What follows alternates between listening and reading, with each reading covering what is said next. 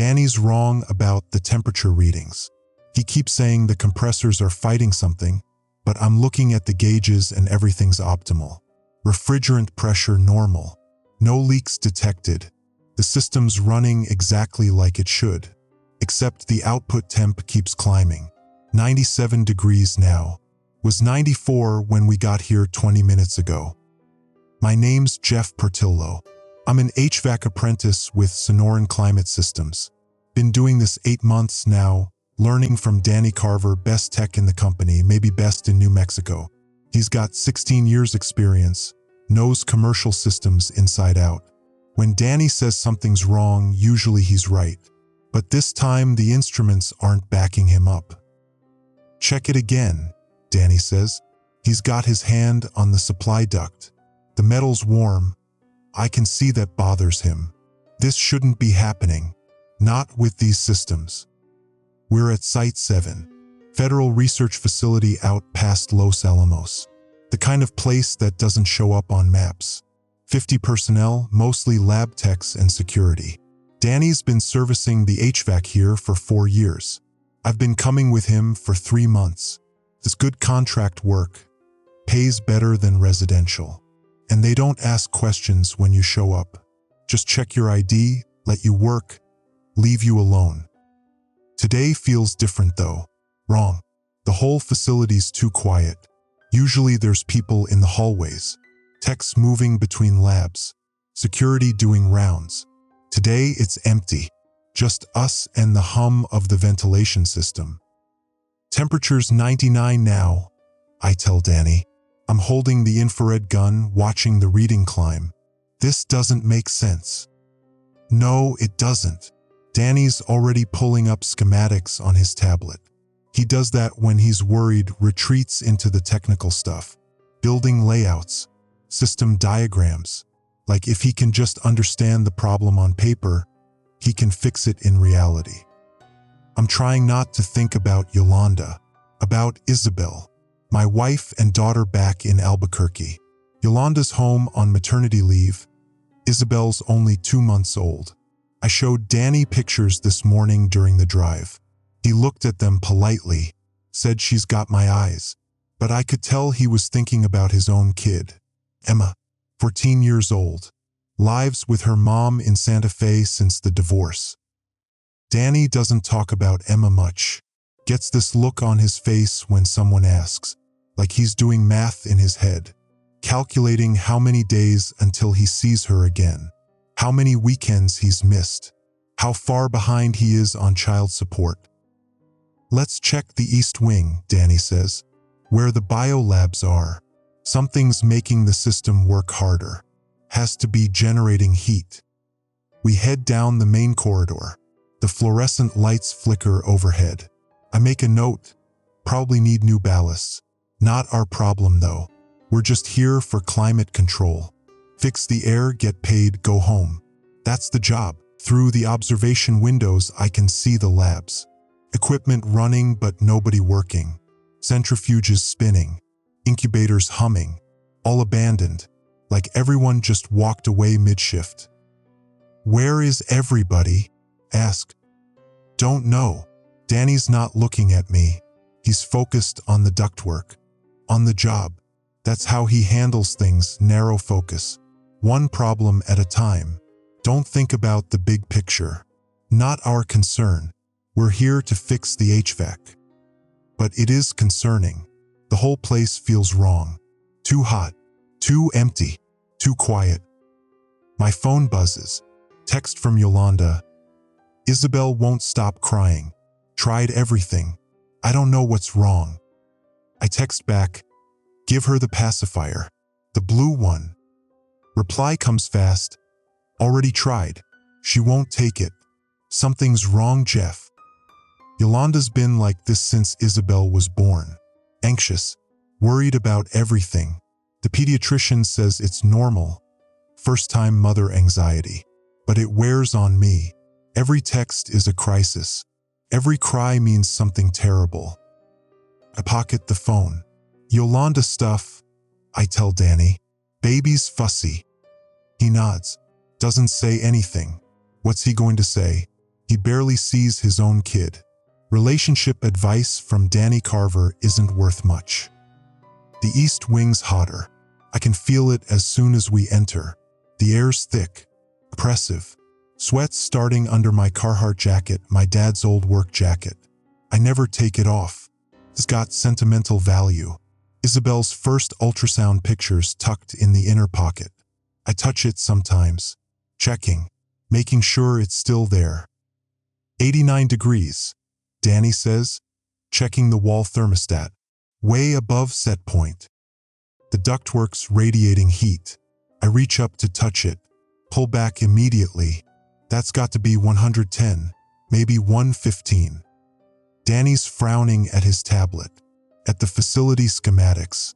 The east wing's on its own zone, separate air handler. If the room's too hot, system should compensate. Should be running harder, pumping more cold air. Basic thermodynamics. Maybe the thermostat's broken? No. Look at the system status. It's responding, running at full capacity.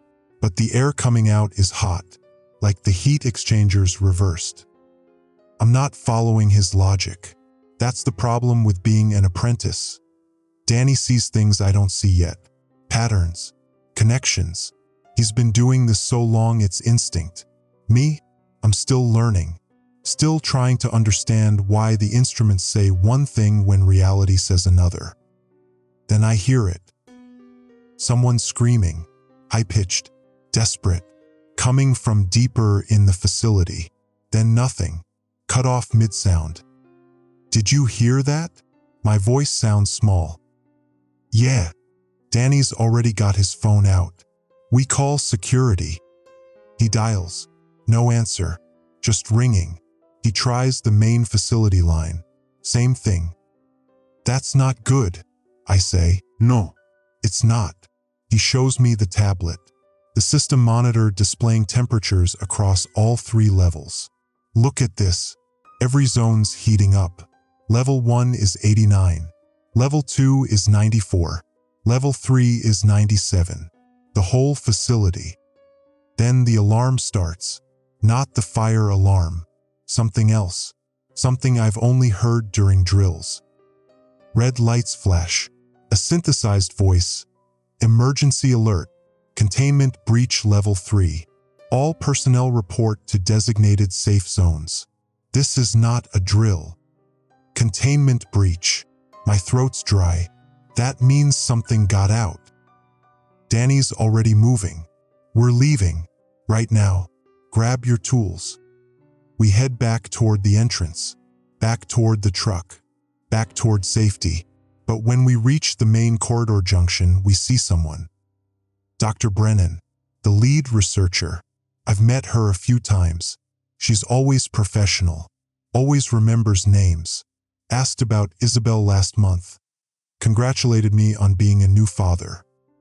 She's standing at the far end of the hallway. Just standing there. Her lab coat's torn. Her hair's disheveled. And she's breathing hard. I can see her chest heaving. Dr. Brennan?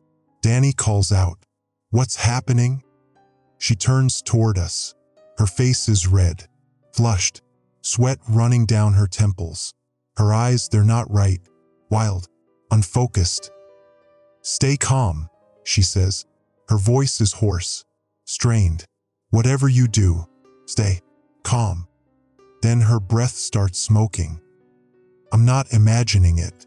Gray wisps curling from her mouth and nose, like she's breathing in winter except it's 89 degrees in here. What the hell? I whisper. Dr. Brennan's hands go to her throat. She's gasping. Her skin's getting redder, darker. The smoke's thicker now. I can smell something burning. Not wood, not plastic. Something organic. Something wrong. We need to help her, I say. Start forward. Danny grabs my jacket. No, don't. She's dying. Look at her, Jeff. Look. Dr. Brennan's skin is glowing. Actually glowing, like there's light underneath trying to get out. She opens her mouth and flames erupt from her throat. Small at first, then larger. Her whole head ignites. She's still standing, still walking toward us, her arms reaching out, fire spreading down her body, consuming everything. I can't move, can't think, can't process what I'm seeing. Person on fire, walking, not screaming anymore because her vocal cords are burned away. Move, Danny says. He's pulling me backward. Now. We run, back the way we came. The alarm keeps blaring. The temperature keeps climbing. Behind us I hear footsteps. Dr. Brennan following. Fire crackling. The smell of burning meat. We reach a side corridor. Storage area. Danny punches in his access code. We duck inside. He seals the door behind us. Through the window I can see them. Dr. Brennan. And others now. More people in the hallway. Lab coats. Security uniforms. All of them burning. All of them walking. What is this? My voice is shaking. What's happening? Danny's checking his tablet. Looking at the biometric data. The personnel tracking system. Level 3 shows 47 active badges. But medical telemetry, heart rate monitors, they all flatlined 16 minutes ago. They're dead. They're dead. But they're moving. Walking around down there. I'm thinking about Yolanda. About Isabel. About how I promised I'd be home for dinner. How I told them this was just another maintenance call. How I said nothing ever happens at these facilities. My phone buzzes. Text from Yolanda. There's something on the news about Los Alamos. Are you okay? I type back with shaking hands. I'm fine. Just work stuff. The message won't send. No signal down here. But her text got through, which means somewhere there's a connection. Maybe near the surface. Maybe if we can get out of here. We're trapped, I say to Danny. Those things are out there. We're trapped in here. Danny's looking at the tablet, at the temperature readings climbing across all 3 levels, at the system data showing power consumption off the charts. Whatever got out of level 3, he says quietly, it's not a chemical, not a biological agent. It's something that makes people burn from the inside out. How do we stop it? He looks at me. Danny Carver, 16 years experience. Best HVAC tech in New Mexico. The guy who taught me everything I know about climate control and thermal management. I don't know, he says. And that's when I realize we're going to die here. Danny's examining the maintenance access panel, looking for another way out. The storage corridor's got 3 rooms, janitorial supplies, office equipment, and a server room that's reading 103 degrees on the external gauge. Too hot. Everything's too hot. I'm sitting against the wall, trying to breathe, trying to process what I just saw.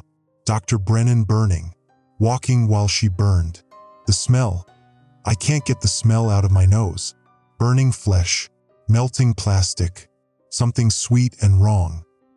We need information, Danny says.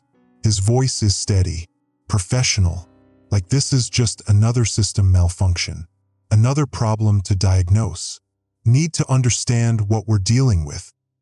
People are on fire, I say, walking around on fire. Danny, that's not possible. It's happening, so we figure out why. Then we figure out how to get out. He's right. Can't just sit here. Can't panic. Panic means mistakes. Danny taught me that first week on the job. Panic gets people killed. I pull out the diagnostic tablet from my jacket. Screen's cracked. Must have hit something when we were running, but it powers on.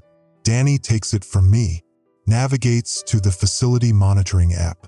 His contractor credentials give him access to the HVAC systems, temperature sensors, airflow readings. Temperature's still climbing, he says. Level 1 is 96. Level 2 is 102. Level 3 is 127 degrees. People can't survive that. People down there aren't surviving.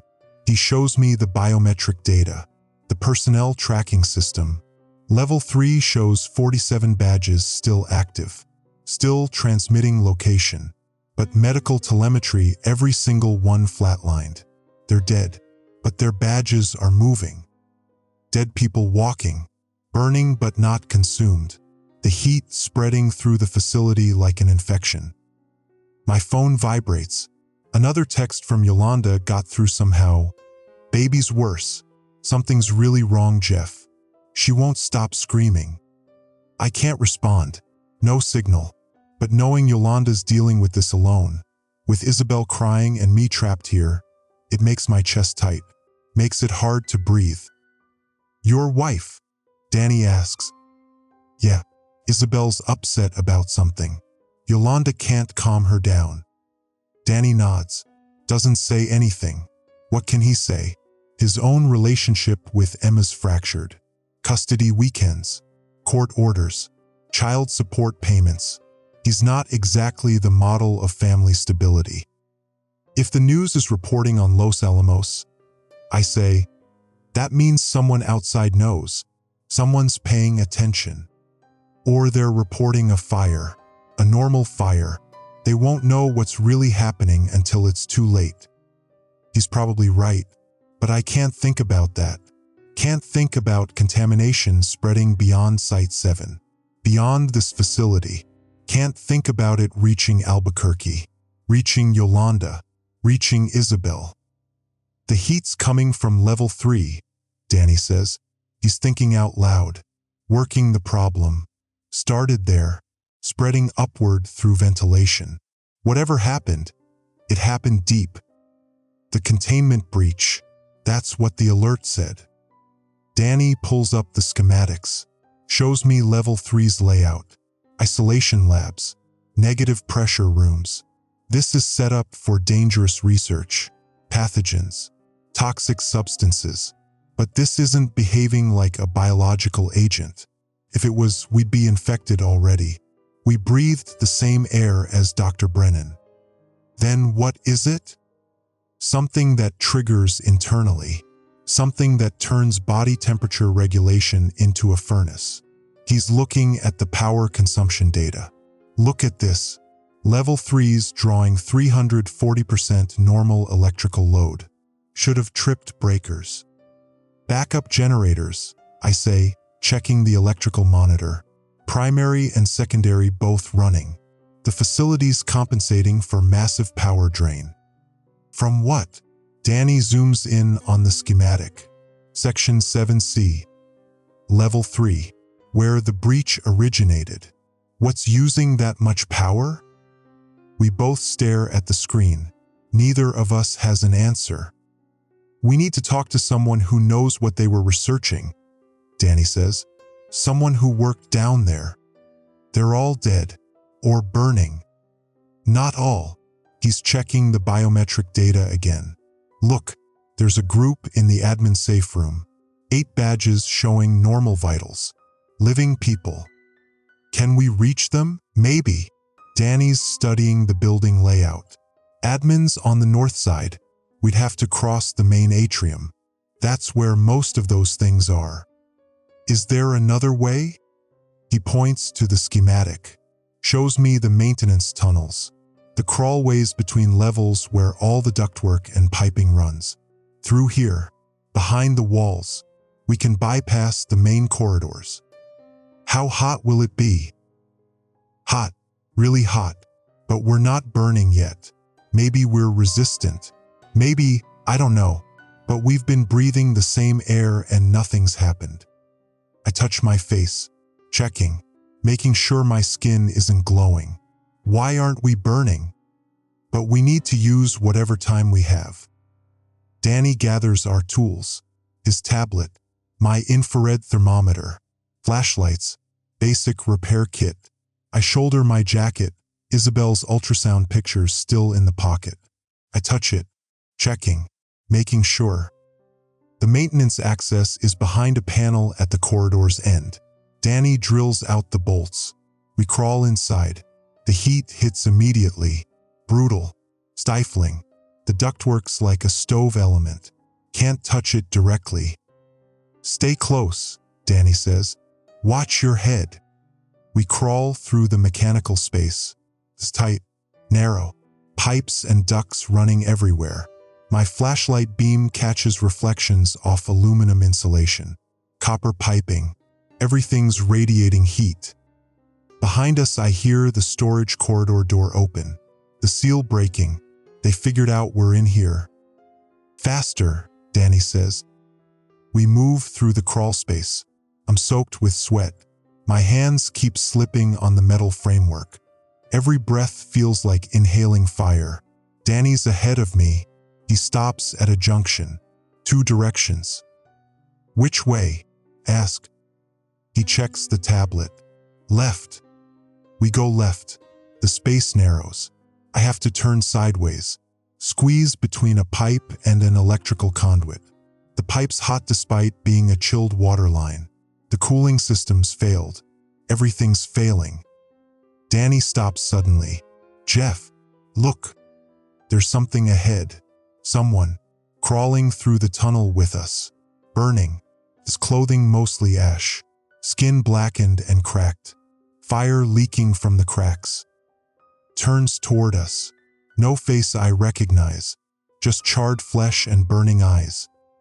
Back, Danny says. Go back. We reverse course, scrambling backward. The thing follows, moving faster than seems possible. Its hands leave scorched prints on the metal. Other direction, I say.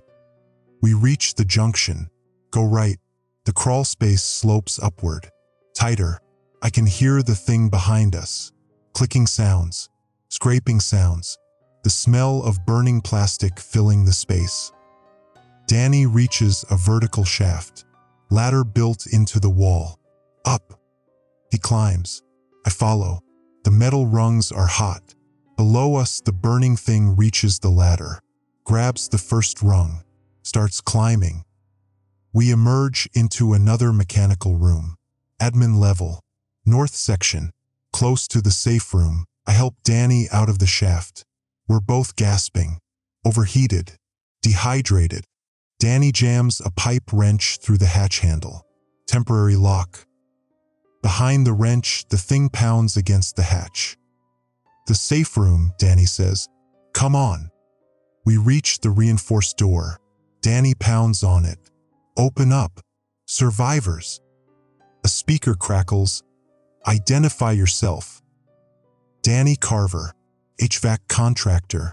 I've got my apprentice Jeff with me. There's one of those burning things coming. Silence, then arguing. Multiple voices debating. Behind us, the hatch opens. The thing pulls itself through. It's here, I shout. Open the door.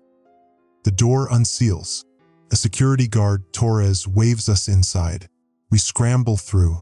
He slams it shut. Heavy locks engage. Through the window, I can see the burning thing. Standing there, not trying to break in, just watching. 8 people in the safe room, lab techs, 1 security guard, and 1 person who looks like Dr. Brennan. Same face, younger. I'm Victoria Brennan, she says. Her voice is shaking. That was my sister. I watched her burn on the cameras. She's wearing a lab coat. Name tag says, V. Brennan Parapsychology Division. Parapsychology. That's what they research here. You need to tell us what happened, Danny says. What you released. Victoria pulls up files on a laptop. Security camera feeds. Research documentation. Images of something that looks like coral. Branching structures pulsing with light. Subject 17, she says. An organism we discovered in a geothermal vent. It metabolizes emotion, converts psychological energy into thermal energy. We thought we could contain it. It spreads through psychic resonance, she continues. Anyone who experiences strong emotion near an infected person, fear, anger, despair, they become a vector. Their body temperature fails. They burn from inside out. The organism uses that heat to reproduce. I'm staring at the research data, at temperature curves showing exponential growth. How do we stop it? Victoria looks at me, at Danny, at everyone in the safe room. We don't. Once subject 17 achieves critical mass, it's self-sustaining. The heat, the emotions, it feeds on itself. Endless cycle. The facility, Torres says, we seal it, contain it here. Already compromised, Victoria says. She pulls up a map, shows atmospheric dispersion models. Ventilation's been spreading particles for 3 hours. Anyone breathing the air is primed. Once they experience strong enough emotion, terror, rage, grief, they ignite. The map shows contamination radius. Santa Fe, 45 miles. Albuquerque, 90 miles. Yolanda, Isabel, my wife and baby daughter, in the contamination zone, breathing the air that's carrying subject 17. One strong emotion away from burning alive. Yolanda and Isabel. My voice cracks. They're already infected? Victoria nods. Her hands shake. Primed, not infected.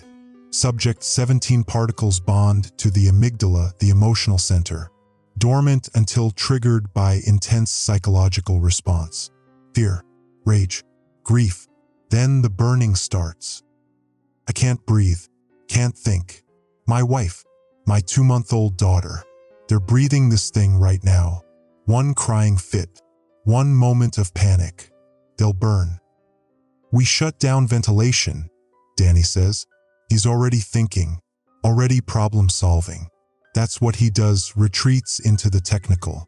Seal the facility, prevent further spread. Too late, Torres says. He's looking at his tablet.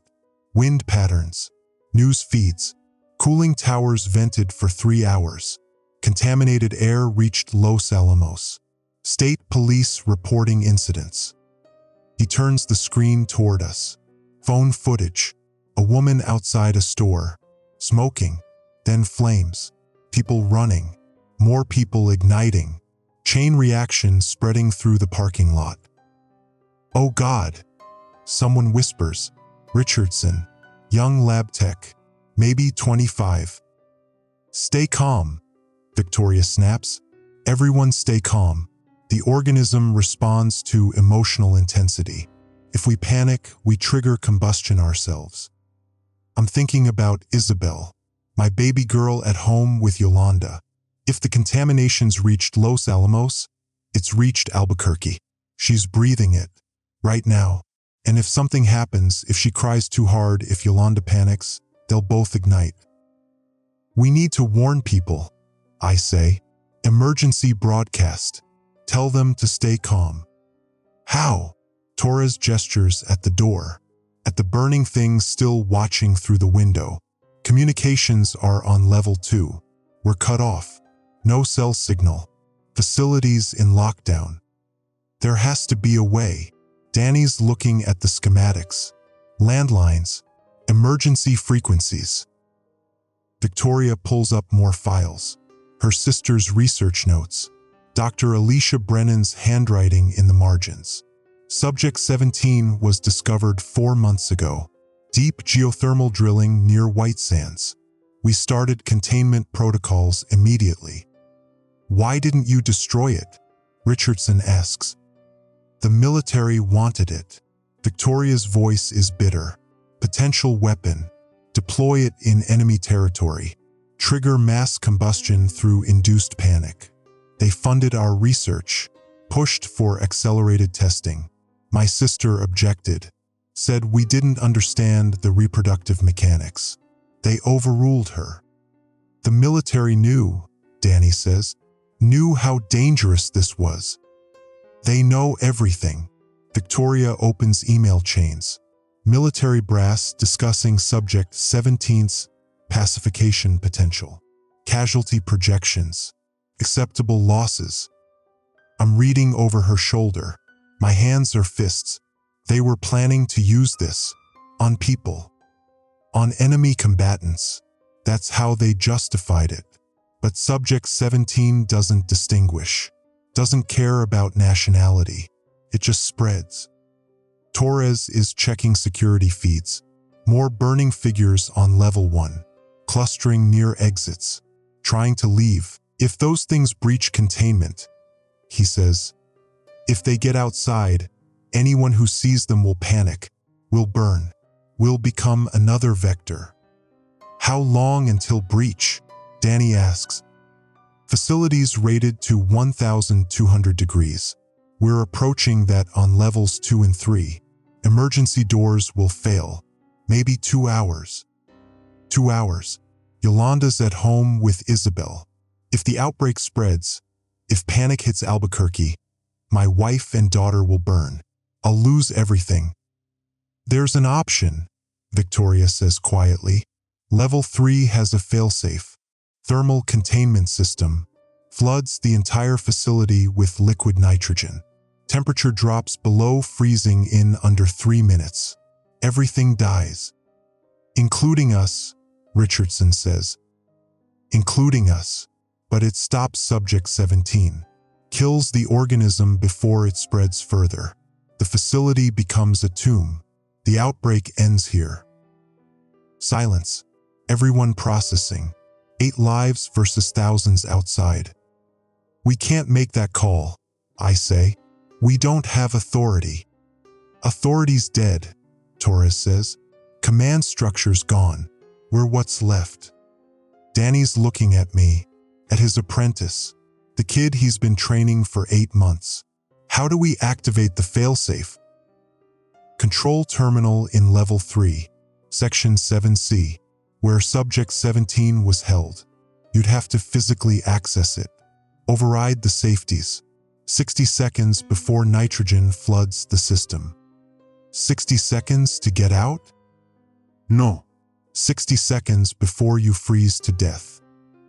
I'm staring at Victoria, at the laptop, at the research showing my family's already primed, already one emotion away from combustion. There might be another option, Richardson stands. Communication array on the surface. We could broadcast a warning, tell people to stay calm, reduce panic response, slow the spread. Surface access is through the main atrium, Torres says. Too many of those things. Emergency ventilation shafts, Danny says. He's pulling up schematics. Run directly to surface exhaust. Big enough to climb. Might be hot, but they're clear. Victoria checks the diagram. That could work, but you'd still need to seal the facility. Subject 17's airborne. Already spreading. Only way to prevent total contamination is thermal shock. Freeze the source. So both. Someone reaches surface, broadcasts warning. Someone else goes to level 3, activates failsafe. 2 missions. 2 chances, both close to 0. I'll go to level 3, Danny says. I know the systems. Best chance of reaching the terminal. No. I'm looking at my mentor. The man who taught me everything. Who showed me how to read schematics. How to diagnose system failures. Who treated me like a professional from day one. Danny. I'm going to the surface, Torres volunteers. Security training. I can move through hostile environment. I'm coming with you, Richardson tells Torres. You'll need help with equipment. Danny's looking at me. Jeff, you stay here, with Victoria and the others. Monitor the systems. Maybe you can find another solution. No. The word comes out stronger than I expected. I'm coming with you, to level 3. Jeff. Yolanda's at home with Isabel. If this works, if we stop it, they'll be safe. That's what matters. And you'll need backup. Someone watching your 6. Danny's studying me, evaluating, like he's deciding if I'm ready, if 8 months of training is enough for this. You don't have to do this, he says. Yeah, I do. You taught me that. Remember? That family in Rio Rancho. Carbon monoxide leak. You made us go back inside even after they said clear.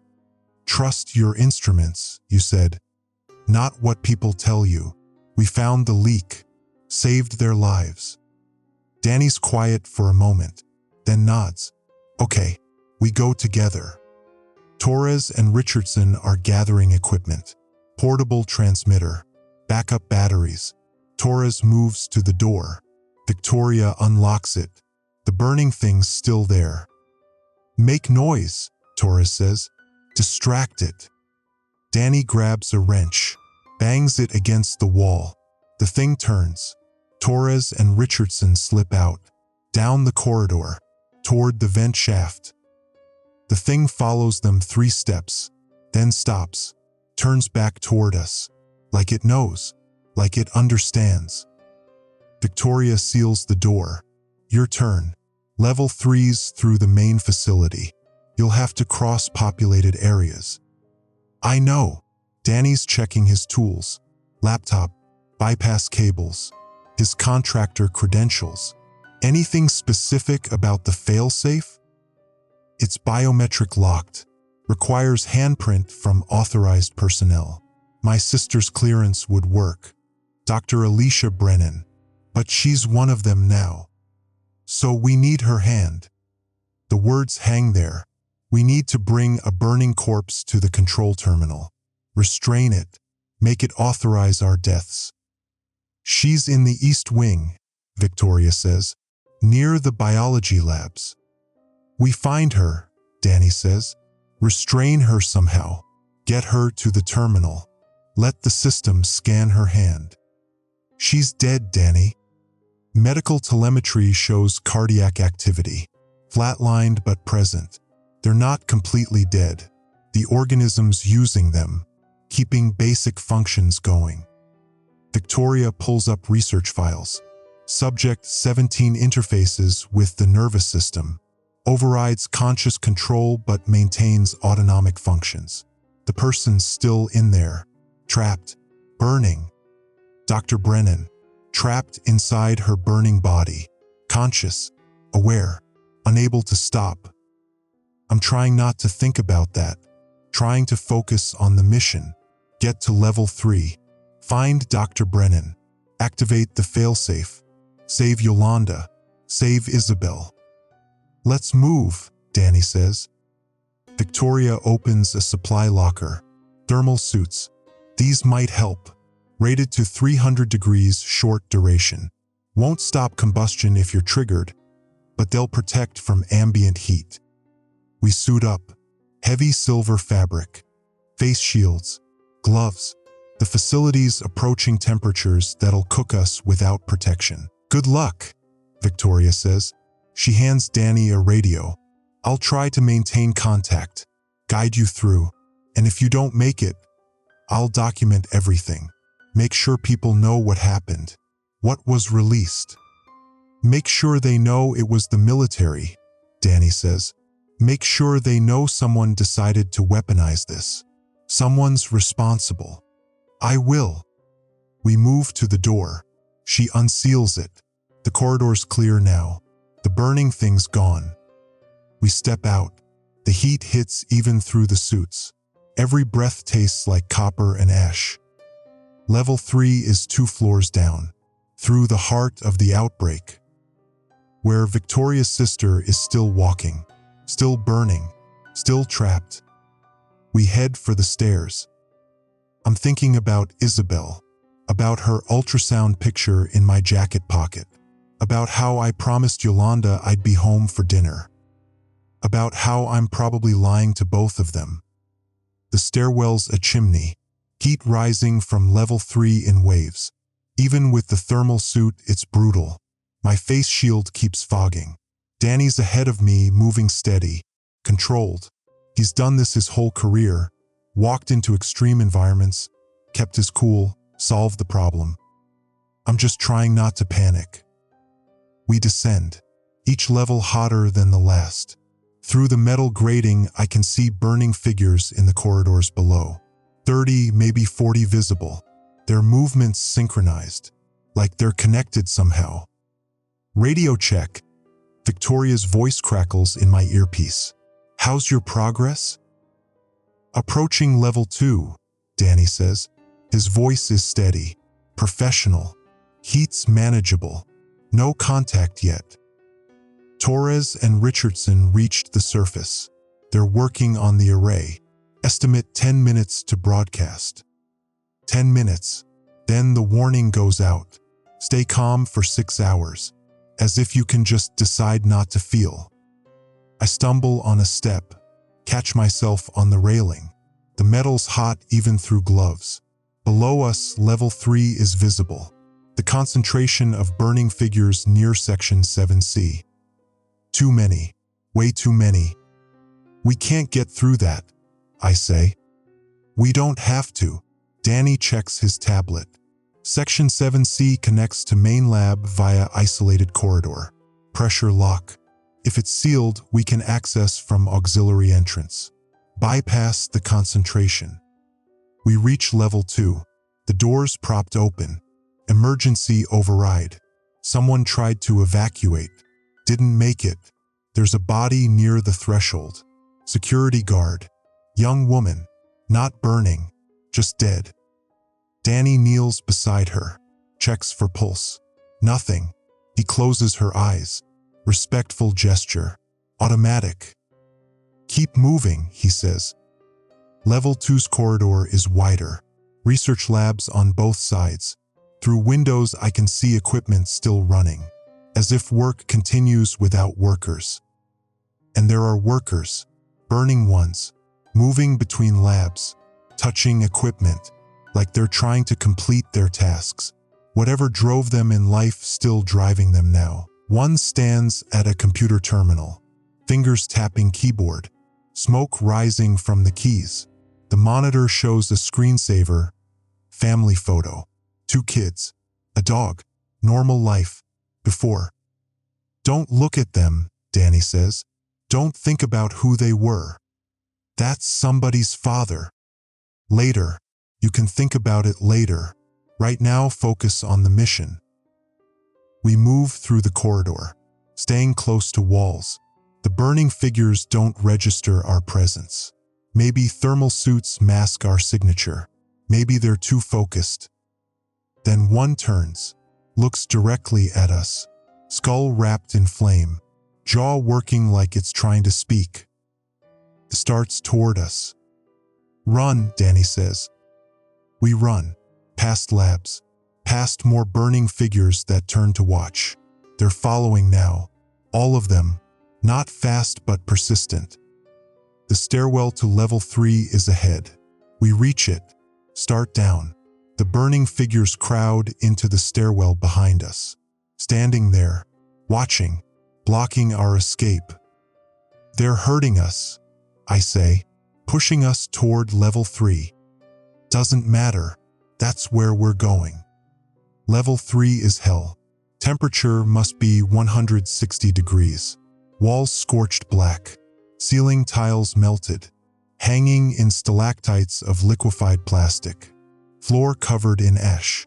And the smell, burning rubber, melting metal, something organic and sweet that makes me gag. The burning figures here are different, more active.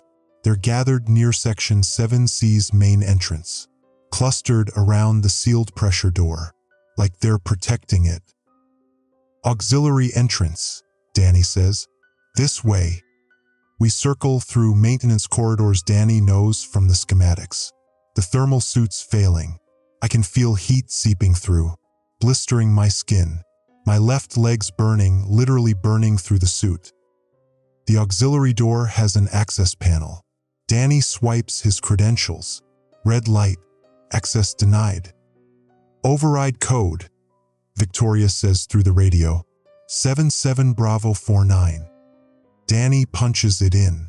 Green light. The door unseals. We step through into Section 7C. The containment lab. The chambers destroyed. Shattered glass. Twisted metal. Equipment torn apart. And in the center, growing from the floor, is Subject 17. It's massive. coral-like structures branching toward the ceiling, 8 feet tall, pulsing with bioluminescent light, reds, oranges, yellows, like watching fire from inside. The branches wave despite no air current, moving in rhythm, breathing. Around it, arranged in a circle, are bodies, not burning, dead, desiccated, husks, fuel consumed. That's what's left after, Victoria says through the radio. Once the host's energy is depleted, Subject 17 moves to next vector. The control terminal is across the chamber, past Subject 17, past the bodies. We need Dr. Brennan, Danny says, to activate the failsafe. She's in the main section, with the others. You'll have to bring her through. Danny looks at me. You ready for this? No, I'm not ready. I'm 23 years old. I've been doing HVAC for 8 months. I have a wife and a baby daughter who need me to come home. But I nod. Yeah, let's do it. We move back to the main entrance, the pressure door. Through the window, I can see Dr. Brennan. Among the burning figures, she's standing still, arms at sides, fire consuming her, but her posture's rigid, controlled, like she's fighting. Dr. Brennan. Danny calls through the speaker. Can you hear me? It's Danny Carver, the HVAC tech. I need your help. She turns, looks at the door, her eyes burning, but there's something behind the flame. Recognition. I need you to come with me, Danny says, to the control terminal. We can stop this. Stop Subject 17. But I need your handprint, your authorization. She takes a step toward the door. Other burning figures move with her, connected. Just you, Danny says. Only you can fit through this door. She keeps moving forward. The others stop. Let her approach alone. Danny opens the pressure door. Just enough. She steps through. The heat that comes with her is staggering. The thermal suit starts smoking. We grab her arms, guide her toward the terminal. She doesn't resist, just walks. Her feet leave scorched prints. Flames trail behind her. We reach the terminal. Danny positions her hand over the scanner. Please let this work. The scanner beeps. Access granted, Dr. A. Brennan, Level 9 clearance. The failsafe menu appears. Multiple safeties. Warnings in red. Danny starts clicking through, disabling safeties one by one. I'm backing toward the auxiliary door, calculating. 60 seconds from activation to nitrogen flood. The door's 50 feet away, up 2 flights of stairs, through corridors. No way Danny makes that in 60 seconds. Not with his bad knee, not at his age. Danny, the timer. He's looking at the screen, at the final confirmation. 30-second countdown once he presses enter. You need to run, he tells me. Soon as I activate this, you run. Get to the surface. What about you? I'll be right behind you. He's lying. We both know it. He can't make it. Won't make it. No, I say. We go together. Forget the failsafe. Then Subject 17 spreads, including Isabel. My daughter's name. He said my daughter's name. That's the choice he's forcing me to make. Stay with my mentor, watch him die, or run. Save my daughter's life by abandoning the man who taught me everything. I can't, I say, my voice breaking. Danny, I can't leave you. You can. You will. For Yolanda. For Isabel. He's typing the authorization code. The screen's asking for confirmation. I'm 23 years old. I've been married 1 year. My daughter's 2 months old. I don't want to be the kind of father who abandons people, who runs when things get hard, who chooses survival over loyalty. But I don't want to be a dead father either. Tell Isabel. Danny stops. Can't finish. Too much emotion. Might trigger combustion. Tell her you were doing your job. Tell her you saved people. He means tell her he died doing his job. Tell her Danny Carver saved people. I'm sorry, I say. I'm so sorry. Go. Now, that's an order. I run. Out the auxiliary door. Into the corridor. Climbing stairs. My left leg screaming, burned through the suit.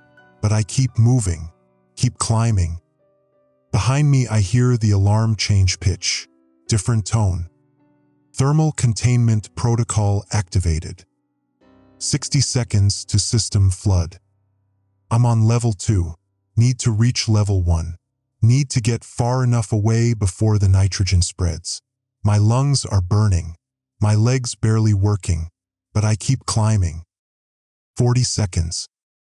I risk a look back. Through the stairwell window I can see level 3. See the control terminal. See Danny standing there. See Dr. Brennan still beside him. Then I see her move. Her burning hands reaching out. Grabbing Danny's shoulders. Not attacking. Embracing. Pulling him close. The fire spreads to his suit immediately. I can see it starting. His hands igniting. Then his arms. His chest. Danny's burning. From the inside out. He's trying to move toward the door, but his body won't respond. The organism's taken control. He's trapped inside his burning body. Just like Dr. Brennan. Just like all of them. Conscious. Aware. Burning. 30 seconds. I force myself to look away. Keep climbing. Level 1 ahead. Almost there. 20 seconds. I reach level 1. The main corridor. Other survivors running. Torres and Richardson made it back from the surface. They're ahead of me, moving toward the decontamination area, toward the exit. 10 seconds. I'm running. My burned leg gives out. Get up. Keep moving. The exit's ahead. The heavy blast door that leads to decontamination. To outside. To safety. 5 seconds. I dive through the doorway.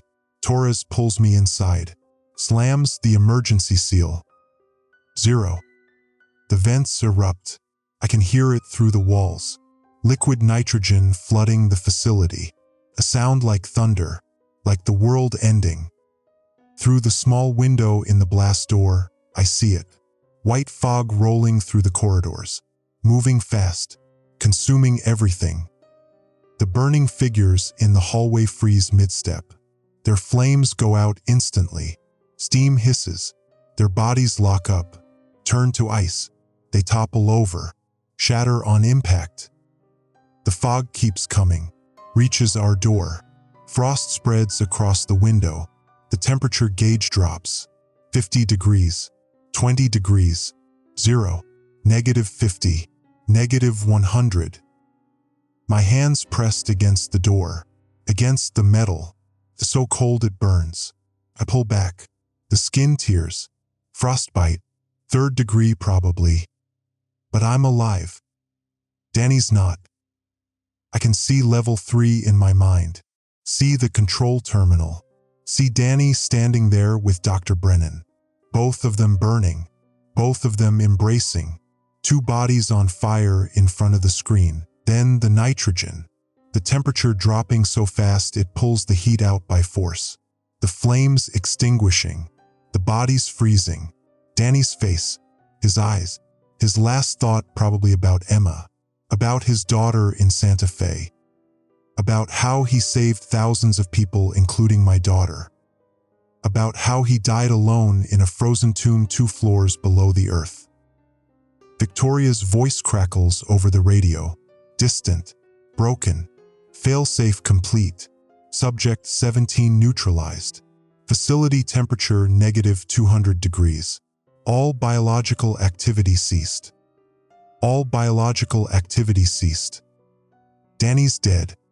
I chose to live. Chose my daughter over my mentor. Chose to run while he burned.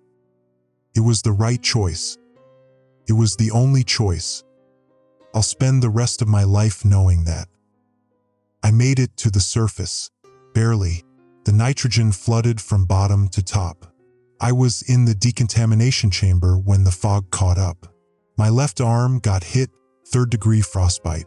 They amputated below the elbow 2 days later. Torres and Richardson got the broadcast out. Every frequency. Stay calm. Do not panic.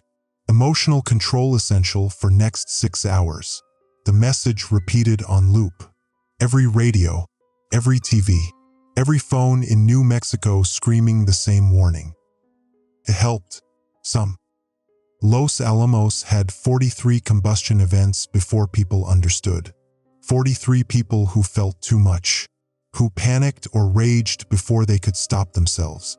Chain reactions killed 200 more. Whole blocks burned. Santa Fe had 18 initial combustions. Emma's school, Danny's daughter's school, went into lockdown, kept kids in classrooms, lights off, sitting quietly, teachers whispering reassurances. Everything will be okay. Emma knew her father was dead. Danny never came to pick her up, never called. His location tracker, the app they used so he could find her after school, it stopped at Site 7's coordinates, went offline. She sat in that dark classroom, dry-eyed, couldn't risk crying. Combustion radius still active, so she waited for the 6 hours to pass. Her mother says she still doesn't cry. 2 months later, won't talk about Danny, won't talk about anything, just says she's fine, managing, coping. I know that word, fine. That's what I tell Yolanda when she asks how I'm doing. Fine. I'm not fine. Albuquerque had it worse. Contamination reached during rush hour. Highways packed. Someone triggered on the I-25. Started a chain reaction across 3 freeways.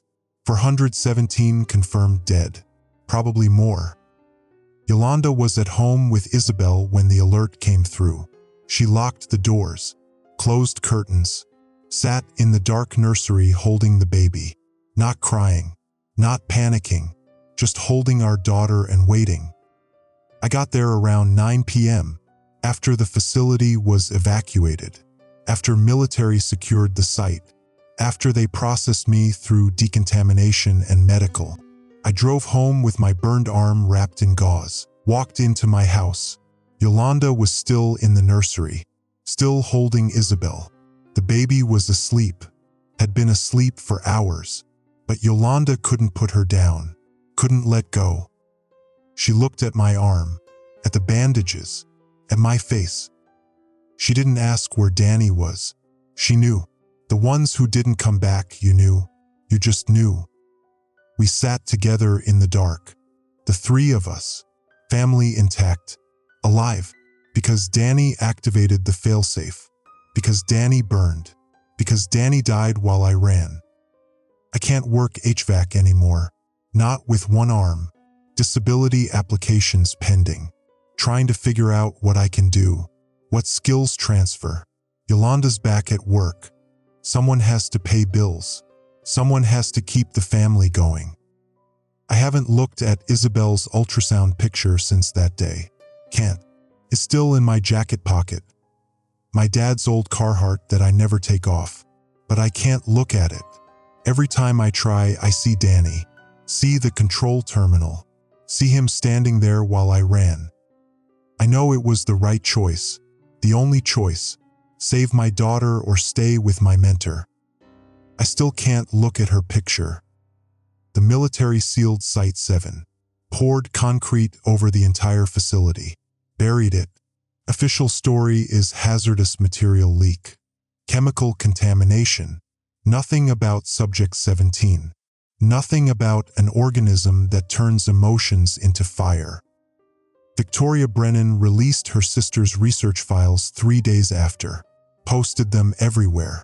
Scientific journals, news outlets, conspiracy websites, complete documentation, the military correspondence, everything. Most sites took them down. Classified information, national security. The ones that kept them up were dismissed as fake news. Victoria doesn't care. She keeps posting. keeps sending files, keeps telling anyone who'll listen that her sister died trying to stop a weapon the government created. She lives alone now, Albuquerque apartment, works from home, doesn't go out, doesn't trust people, says everyone might be primed, carrying dormant subject 17 particles, one bad day away from combustion. The CDC says the organism's dead. Thermal containment worked. All samples destroyed. Air quality monitoring shows no remaining contamination. The 6-hour window passed. UV radiation broke down the particles. We're safe. That's the official position. Resume normal activities. But people in New Mexico don't feel safe. Can't feel safe. We know what happens when you feel too much, when emotions override control. Therapy offices are packed. 6-month waiting lists. Everyone learning emotional regulation, cognitive behavioral therapy, mindfulness meditation, how to feel less, how to stay numb. The suicide rate's up 40%. People who can't live like that, can't live in emotional lockdown, who'd rather die by choice than risk combustion, than risk becoming what we saw at Site 7. I don't know which is worse, the ones who burned, or the ones who survived by learning not to feel. Emma's in therapy twice a week. Her mother insists. The therapist says she's showing emotional suppression, pathological coping. She won't engage with feelings about Danny's death, won't acknowledge the loss. The therapist wants her to process, to grieve, to cry. Emma refuses, says crying's dangerous, says feeling's dangerous, says she's safer numb. She's 14 years old. She chose numbness over grief, chose survival over being human. Danny did that. His choice to activate the failsafe, his choice saved her life, saved my daughter's life, saved thousands. But it taught Emma that feeling kills, that emotion's a threat, that love's dangerous. She's alive. That's what matters. She's alive, but she's not living. She's surviving. There's a difference. Isabel's first word was hot. Not mama, not dada, hot. She points at things and says it. Candles, stoves, the fireplace we never use. Hot, hot, hot. She's too young to remember that day, too young to understand. But somehow she knows. Kids pick up on things, on parents' fear, on atmospheric trauma. Yolanda won't let her near anything warm. Bath water's lukewarm. No space heaters. No hot chocolate. Nothing that reminds us of fire, of burning, of what almost happened. Isabel's growing up in a world where heat equals death, where her father's missing arm is a permanent reminder, where every warm day carries memories of combustion. The parenting forums are full of posts from New Mexico mothers. How do I explain this to my child? How do I teach them about fire without triggering trauma? How do I keep them safe without making them afraid? There's no good answers, just people trying to navigate a world where an emotion can kill. I dream about Dr. Brennan every night, about her burning face, her hands on Danny's shoulders, that embrace, the way she pulled him close, 2 bodies on fire in front of the control terminal, both of them trapped, both of them conscious, both of them burning. I was climbing the stairs, running away, looking back through the window, watching my mentor die while I escaped. I can still see Danny's face, his eyes, looking toward the auxiliary door, toward where I was, where I should have been, knowing I'd already left, already chosen to live. He didn't look angry, didn't look betrayed. He looked relieved, glad I was running, glad I'd chosen Isabel over him. That makes it worse somehow, that he died glad, died grateful I'd abandoned him. Torres still works security, different facility, different job, won't talk about Site 7, won't talk about what we saw. Richardson quit, moved to Oregon, somewhere wet, somewhere cold, somewhere far from desert heat. The four of us who made it, me, Victoria, Torres, Richard, we don't stay in contact. Can't. Every conversation brings it back. We're alive. We survived. We stopped the outbreak. We did everything right. We're still destroyed. The military buried the facility, buried the evidence, buried the corpses, buried Danny Carver's frozen body somewhere in level 3, buried Dr. Brennan beside him, buried everyone. But they can't bury what I carry, what I remember, what I see every time I close my eyes. I went to Danny's funeral. Had to. His ex-wife arranged it. Small service in Santa Fe. Emma was there, 14 years old in a black dress, dry-eyed, numb. I tried to talk to her after, tried to tell her what her father did, how he saved thousands of people, how he died a hero. She looked at my bandaged arm, at my face. You were with him, she said. Not a question. Statement. Yeah, I was with him. And you left him there. He told me to run. He ordered me to. You left him there to die alone. Her voice was flat, empty, just stating facts. Her father died alone in a frozen tomb and I ran away. Those are the facts from her perspective. I tried to explain. The failsafe, the 60 seconds, the choice between staying to die, accomplishing nothing, or running to save my daughter, to save thousands. Emma listened. Then she said, my dad talked about you, said you were learning fast, said you'd be a good tech someday. He was proud of you. Past tense. Was proud. Before I left him. I did what he told me to do, I said. He wanted me to run. He wanted me to save. I know what he wanted. Emma's voice cracked. First emotion I'd heard. He wanted to save people. He always wanted to save people. That's why my mom divorced him. Because he cared more about saving strangers than being home with his family. She looked at me with those dry eyes. You got to run away. You got to save your daughter. My dad saved everyone and I don't even have a body to bury. They poured concrete over him. He's just gone. Her mother came over then, pulled Emma away, apologized, said Emma's not handling this well, said maybe it's better if I don't contact them for a while. That was 2 months ago. I haven't tried again. Emma's not wrong. Danny died alone. I was supposed to watch his back. That's what apprentices do. That's what partners do. And when it mattered most, I ran. I made the right choice, the only choice. Emma will never forgive me for it. Danny saved my daughter's life. I watched him burn. Those are the facts I live with. Site 7's coordinates are still in my phone. GPS marker where the facility was, where it still is, buried under concrete. I drive out there sometimes. Stand in the desert looking at the tomb, knowing Danny's down there, frozen, preserved, dead. I should feel something, relief, gratitude, grief. I feel nothing. That's what we learned. That's what Subject 17 taught us.